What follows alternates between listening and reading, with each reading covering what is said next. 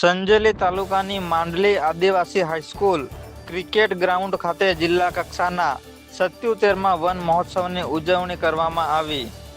રાજ્યમંત્રી રમેશભાઈ કટારાના અધ્યક્ષસ્થાને યોજાયેલા આ કાર્યક્રમમાં વૃક્ષારોપણ અને પર્યાવરણ સંરક્ષણનો સંદેશ અપાયો.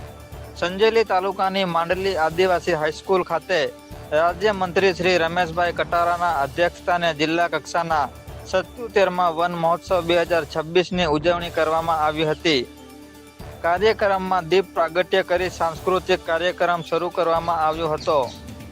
વૃક્ષારોપણ તેમજ રોપા વિતરણ કરવામાં આવ્યું હતું.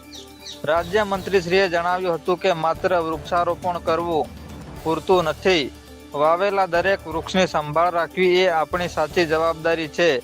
આ પ્રસંગે દાહોદ સાંસદ શ્રી જસવંતસિંહ ભાભોર સહિત મહાનુભાવોએ પર્યાવરણ સંરક્ષણ અને વધુમાં વધુ વૃક્ષો વાવવાનો સંદેશ આપ્યો હતો.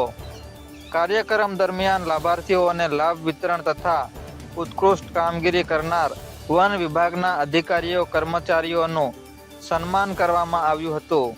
મોટી સંખ્યામાં અધિકારીઓ, પદાધિકારીઓ, સરપંચશ્રીઓ અને વિદ્યાર્થીઓ ઉપસ્થિત રહ્યા હતા.